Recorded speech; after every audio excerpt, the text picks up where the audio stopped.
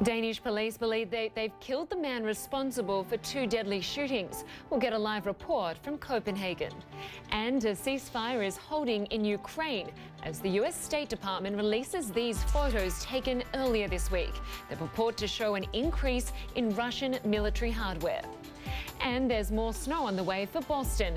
Just how much is forecast this time? We'll have a live report.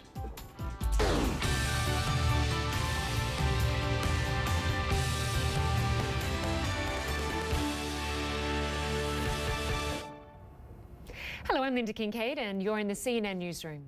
We begin in Denmark, where police say a man they killed in a shootout in the country's capital is the main suspect of the 2 deadly terror attacks.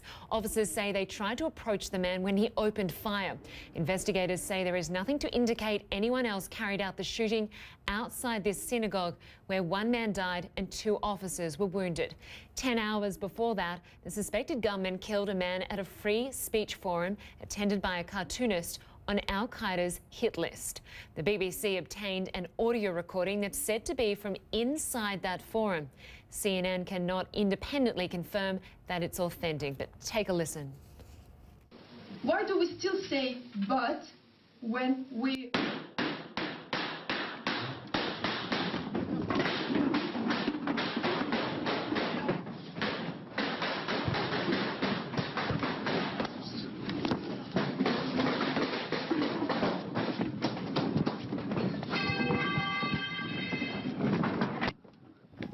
Now, for more, I want to bring in our senior international correspondent, Nic Robertson. He joins us live from Copenhagen, Denmark. Nic, police initially said they were looking for more than 1 suspect. How sure are they that the gunman who was killed was acting alone, and what can you tell us about him? Well, the police have now released a little bit of new information, which really does, for them, really begin to nail down that this man that they shot last night was indeed the gunman who attacked the synagogue and the theatre where that freedom of speech debate was going on. Why do they say that? Well, they say when they shot him last night, he had a couple of pistols with him. Now they've been able to go into his apartment. They found a longer weapon, indicating potentially this was the automatic weapon that was fired at the theatre, spraying the bullets from the outside through the windows and injuring people inside and killing that man inside. Now, so it does appear as if the police are saying, they have found the weapon and therefore the perpetrator.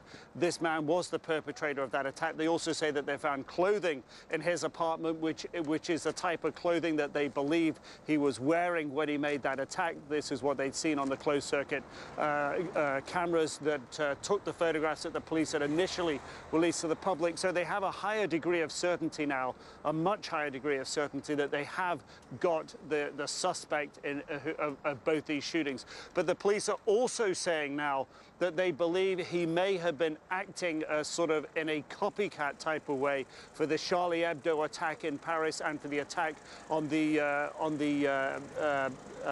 kosher supermarket there in Paris as well. So there are some more details beginning to emerge here, Lynda. And Nic, the intended target appeared to be a cartoonist, quite a controversial figure. We know that he drew pictures of the Prophet Muhammad dressed as a dog. 2 brothers tried to burn his house down, and he is also on the Al-Qaeda hit list. What else can you tell us about him? He was on that hit list, a number of other people on that hit list, including the man who is believed to be the main target in the Charlie Hebdo attack. Since 2007, he'd had a bounty put on his head by the, at that time, head of ISIS in Iraq, a $100,000 bounty on his head, an additional $50,000 if his attacker cut his throat. So those are some of the details we have. Robertson, thanks so much for bringing us the latest.